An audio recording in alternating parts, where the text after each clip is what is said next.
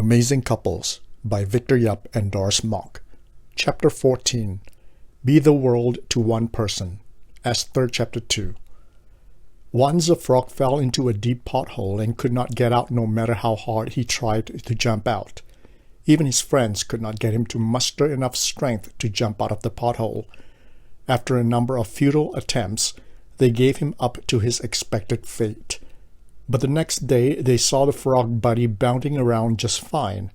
Somehow he had made it out of the deep pothole, so they asked him how he did it, adding, "It looked so hopeless. We thought you'd never get out of there." The frog replied, "I thought so too, but then along came this big truck, and suddenly I had to." Someone has said, circumstances do not determine a man, they reveal him.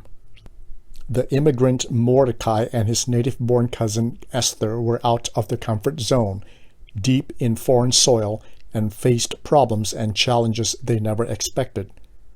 What were they to do now, and how were they to face the future?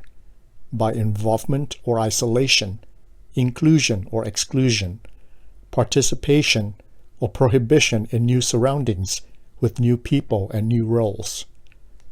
What are believers' challenges in an alien and a hostile environment? How can we make a difference and defy the odds? First, lean on one another. Esther chapter 2 verses 1 to 8. Later, when the anger of King Xerxes had subsided, he remembered Vashti and what she had done and what he had decreed about her. Then the king's personal attendants proposed, "Let a search be made for beautiful young virgins for the king. Let the king appoint commissioners in every province of his realm to bring all these beautiful girls into the harem at the citadel of Susa. Let them be placed under the care of Hegai, the king's eunuch, who is in charge of the women, and let beauty treatments be given to them. Then let the girl who pleases the king be queen instead of Vashti." This advice appealed to the king, and he followed it. Now there was in the citadel of Susa a Jew of the tribe of Benjamin named Mordecai, son of Jair, the son of Shimei, the son of Kish, who had been carried into exile from Jerusalem by Nebuchadnezzar, king of Babylon, among those taken captive with Jehoiakim, king of Judah. Mordecai had a cousin named Hadassah, whom he had brought up because she had neither father nor mother. This girl, who was also known as Esther, was lovely in form and features, and Mordecai had taken her as his own daughter when her father and mother died.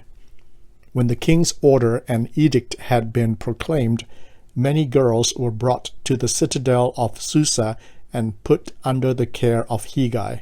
Esther also was taken to the king's palace and entrusted to Hegai, who had charge of the harem. A decade ago in Beverly Hills, California, the late bathroom fixture magnate Sidney Altman left behind a $5.5 million fortune, not to his 32-year-old girlfriend, Marie Dana, or his relatives, but to his Cocker Spaniel, Samantha. Altman, who died at age 60, left his opulent Beverly Hills home and $350,000 to his hound dog, Samantha, termed his loving companion. Miss Dana, called his good friend, was left with $50,000 cash and a stipend of $60,000 a year, provided she took care of the dog as caretaker.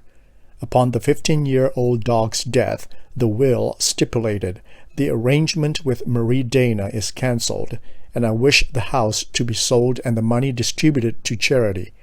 The girlfriend promptly filed a suit contesting Altman's will. Dana is reportedly seeking $2.7 million. Many people have no room for loved ones, family members, and close friends. They do not share what they have and believe they owe no one anything. One of the surprises of the book of Esther is that her name is not the most recurring name in the book, even though it occurs 56 times, including the name Hadassah. Her cousin Mordecai's name was the most visible, with a stirring 58 times. Another surprise is that Mordecai's name was first introduced before Esther.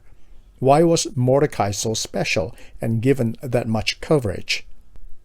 In contrast to the coldness of the king and the pride of Haman was the compassion of Mordecai, who stood out like a beacon of light. Mordecai was one of the most inspiring and upright characters in the Bible. When you think of impeccable people, you often think of Daniel and Joshua. Parents are less likely to name babies after Mordecai than Daniel, Joshua, and even Esther. One of the marks of a person's greatness is one's care for and influence on family members. Mordecai had endured untold suffering and survived impossible odds. He was taken captive with King Jeconiah, who was the son of Jehoiakim, the king at the helm when Nebuchadnezzar first invaded Judah. This captive word, verse 6, is not the ordinary word for captive. It is a technical word for the Babylonian captivity of Judah, the Golah, that was first recorded in 2 Kings 24:14. Later, the country fell during Jehoiakim's reign. Not only did Mordecai have to fight the odds and to will to survive, he had more on his plate. He took in and cared for his cousin Esther, the daughter of his uncle and aunt who had passed away. This episode occurred many years into the exile, and Nebuchadnezzar was king, so Esther, no doubt, was born in exile.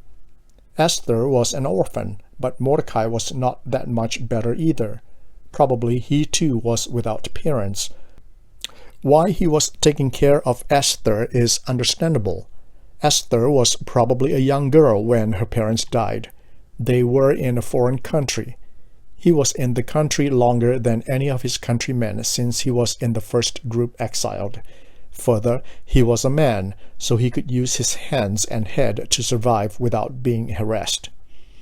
The word brought up, verse 7, means building up or supporting, fostering as a parent or nurse. Figuratively, it means to render or be, firm or faithful, to trust or believe, to be true or certain, to turn to the right. Mordecai gave more than food and shelter to Esther. He gave his love, support, advice. He was more than a distant cousin. He was a loving brother, a caring mentor, and a father figure to her. Mordecai took care of her, spent time with her, and gave his very best as a parent could. The word bringing in verse 20 occurs only one time in the Bible, giving us an idea how big his part was and how much he had to sacrifice. Second, listen to people's advice. Esther chapter 2 verses 8 to 12.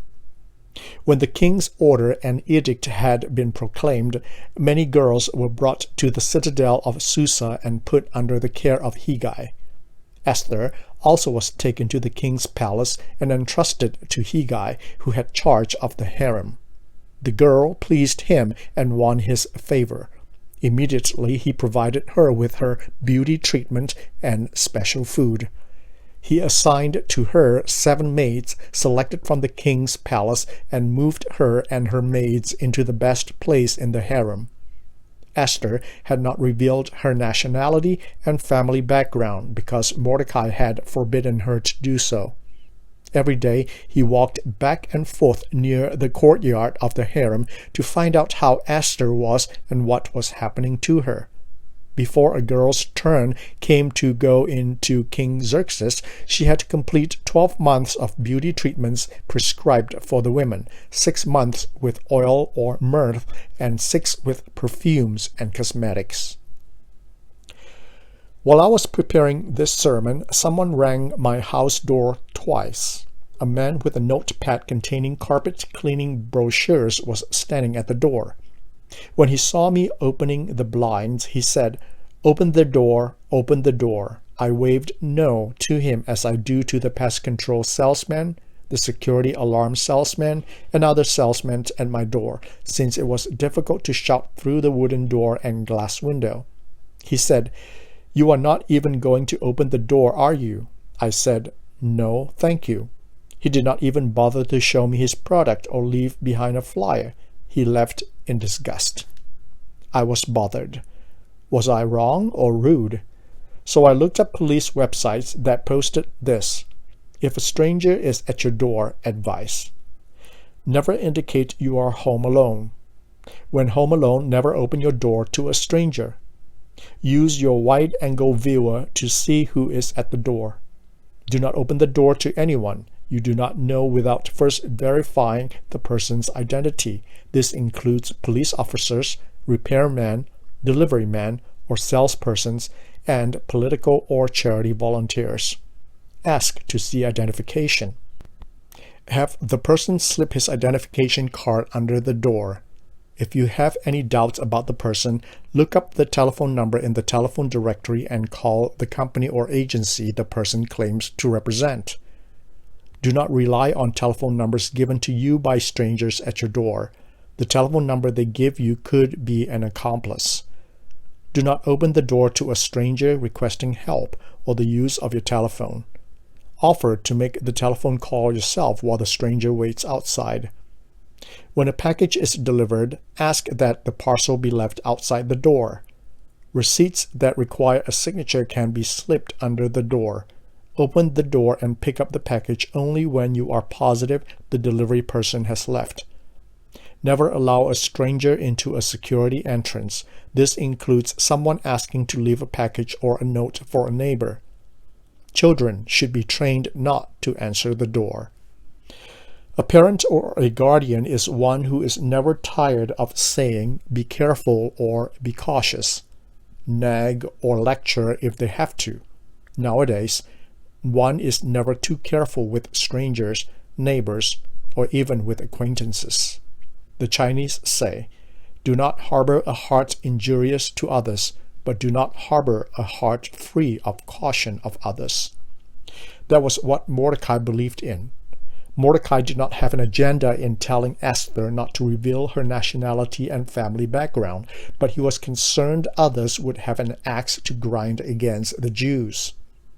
Our present education system and parenting method of instilling honesty in a child comes with much ignorance, total abandonment, and at a great cost, producing naive, unsuspecting, and unaware children.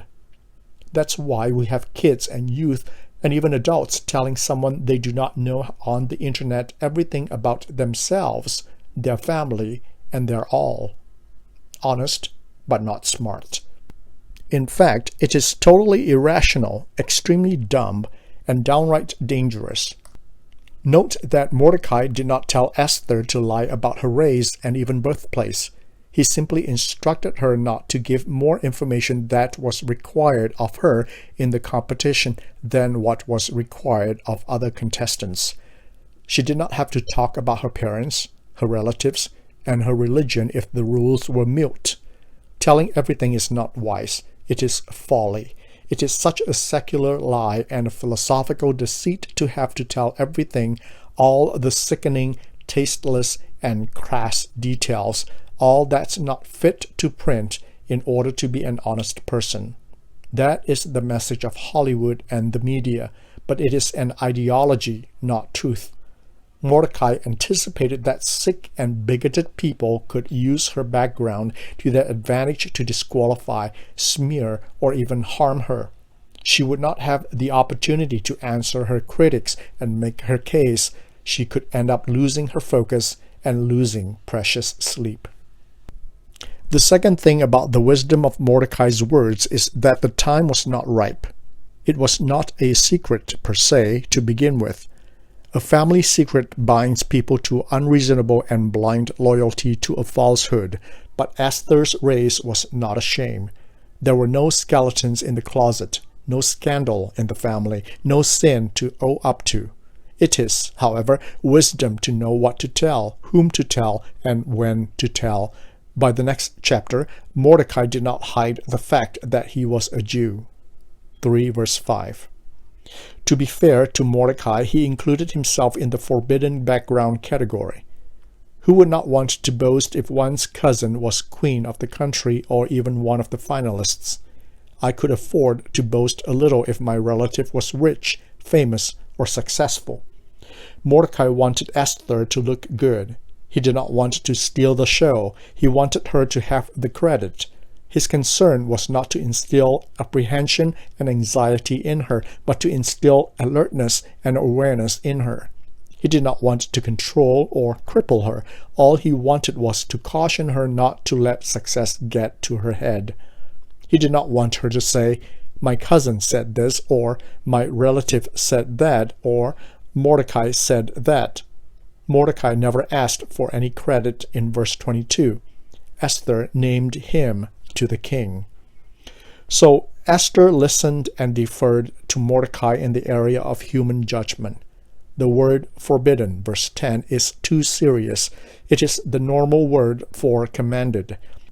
He did not stop or forbid her because no one can do that to a soon-to-be-married adult.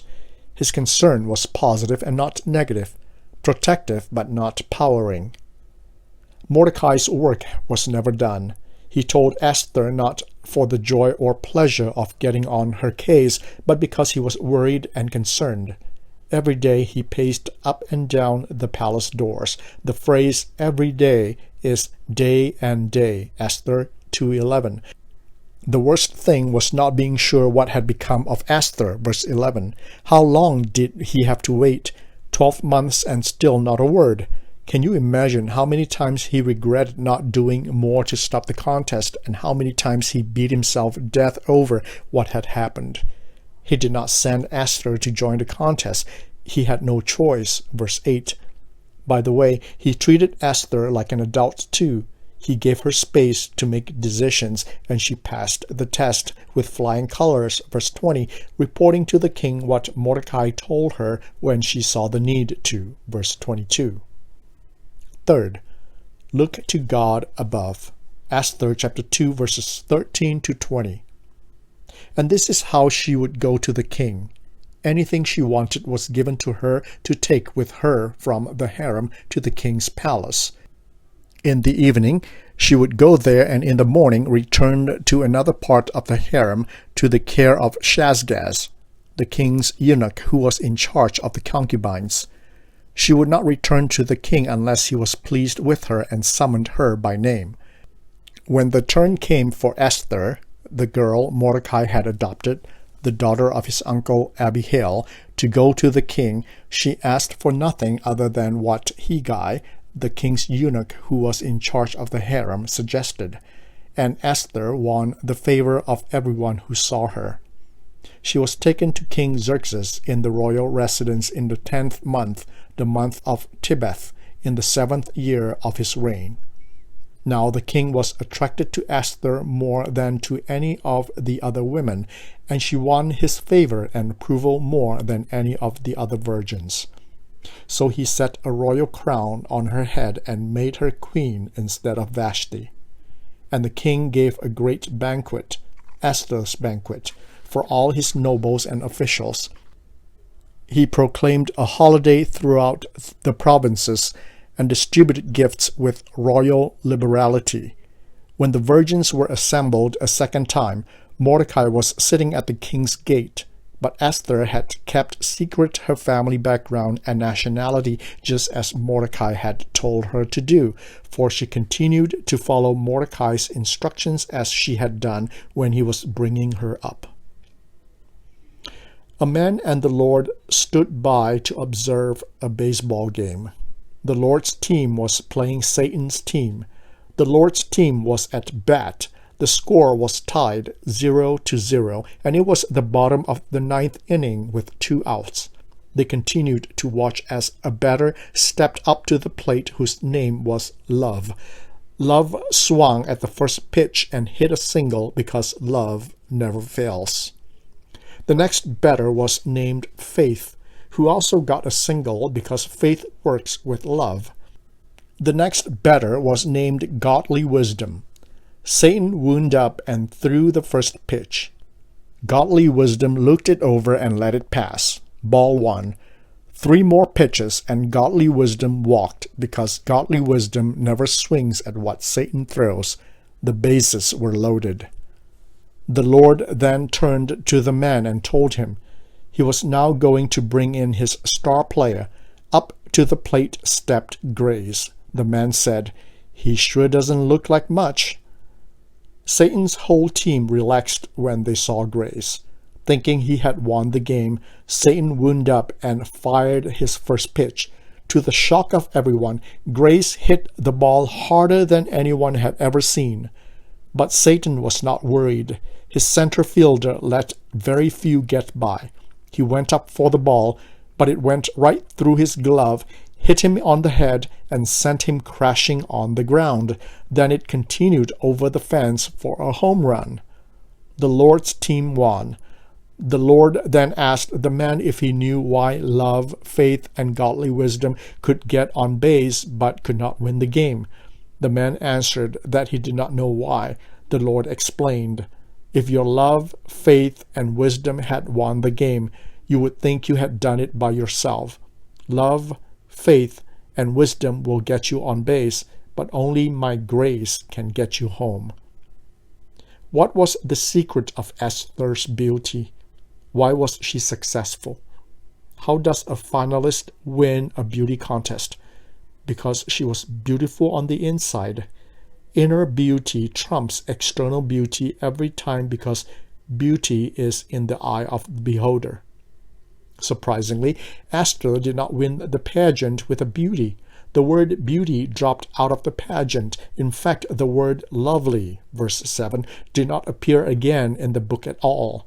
The same beauty word for other beauties in the Bible, such as Sarah, Genesis 12:11 and 14, Rachel, Genesis 29:17 and 17, and Abishag, 1 Kings 1, verse 3 and 4, was mentioned more than once in the Bible, but not Esther, whose lovely form was covered only once. The girl pleased all she had come in contact with. She won the favor of the harem director, who provided her with her beauty treatments and special food, and moved her and her maids into the best place in the harem. Verse 9. Esther was not a skin-deep person. Her purpose in life was not to please or marry the king, and her motive was not to bribe or sweet-talk the officer. In verses 3 and 14, the translation of eunuch is unnecessary. It is the normal word for officer, even though it may seem that way. The phrase won the favor means obtained kindness, hesed, the Hebrew word for God's loving kindness.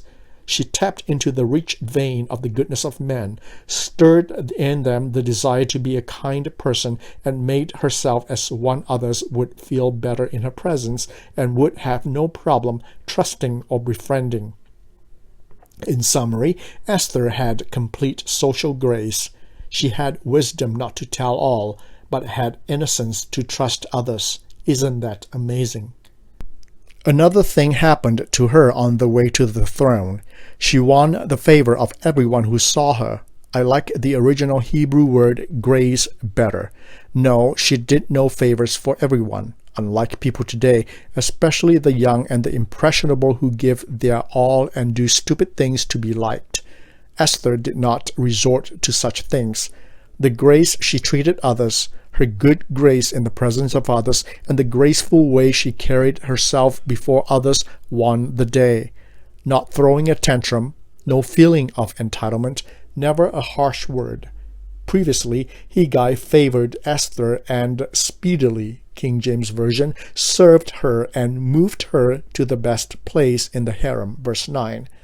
Speedily or immediately and moved should be translated as certainly, speedily, and surely moved, intensive. Yet she surely asked, intensive, for nothing, verse 15, other than Hegai's suggestion.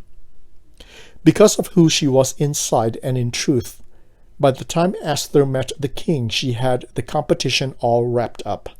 The king loved her. He not merely attracted to her, verse 17, as the NIV translates, unfairly making it refer to physical attraction, bodily appeal, and external beauty.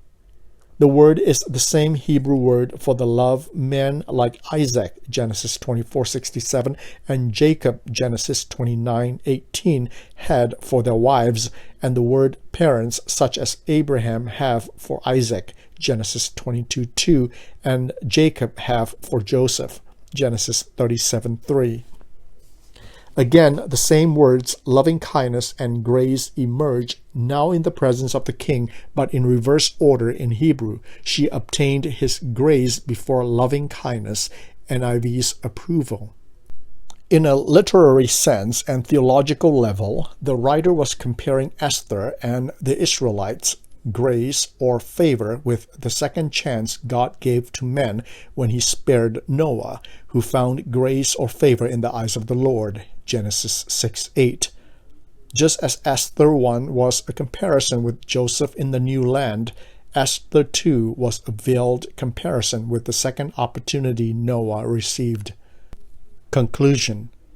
Christians should not hide their heads in the sand, nor should they be scared like a deer in headlights. We are the light of the world and the salt of the earth, not just in our room or corner. We should not only better ourselves, but also those we come in contact with and those whom we get to know. Someone has said, "To the world you are one person, but to one person you are the world." Have you forgotten those who have sacrificed for your success? Do you resent their involvement, intrusion, or even interference in your life? Do you use your heart and head and not your face and body to get ahead? Are you making a difference, if not a dent, in the world and doing serious damage for the better or collective good? Bible study questions. Group study. 1. List the characters in the passage. Who was pleased with Esther? Verses 9, 15, and 17. 2. What preparations did the ladies have to make before seeing the king? 3. When did Esther become queen? 4. Why did Mordecai ask Esther not to reveal her ethnic origin to others? Verses 10, 11, and 20. Why did Esther obtain the favor of so many people? 5. How did Mordecai treat Esther? How did Esther treat Mordecai? Verses 7 and 10 to 11. How was the king pleased with Esther? Verses 17 to 18. From Doris, the psychologist's desk. In the book of Esther, we first learned that Esther is very obedient to Mordecai. She was well brought up by him after being an orphan. Chapter 2, verse 7. We learned that she, Esther, was obedient to him. Chapter 2, verse 10 and 20. He cared about her well-being and her future and kept a close eye on her just as any father would. 2, verse 11.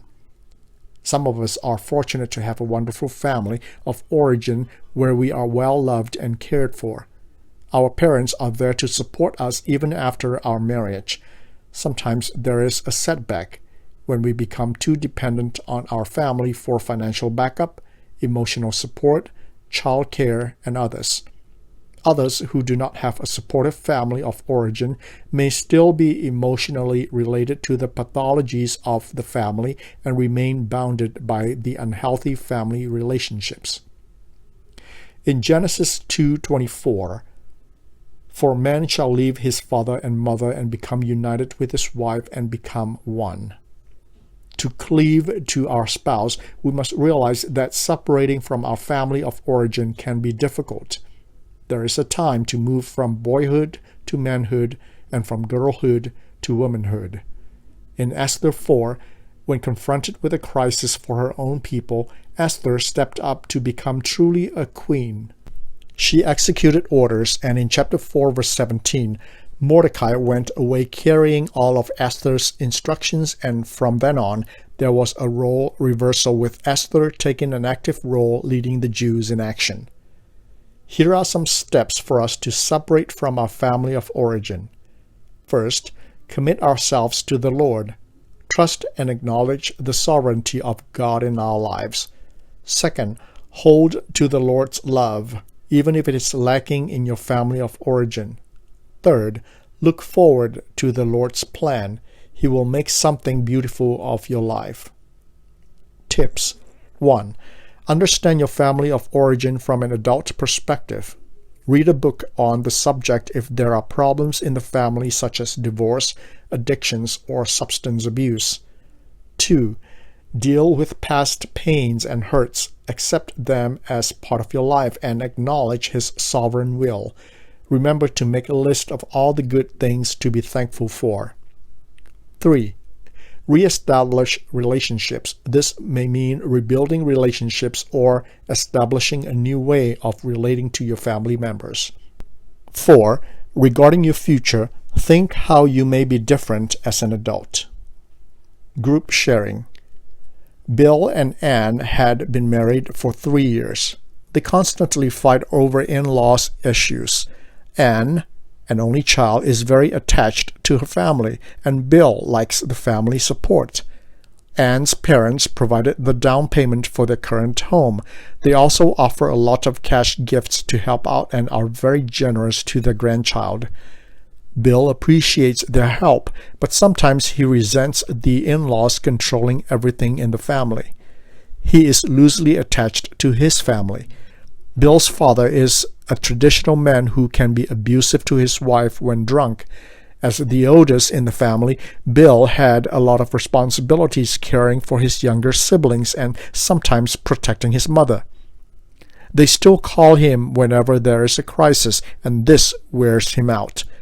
Ann complains about Bill spending too much time and money taking care of his family.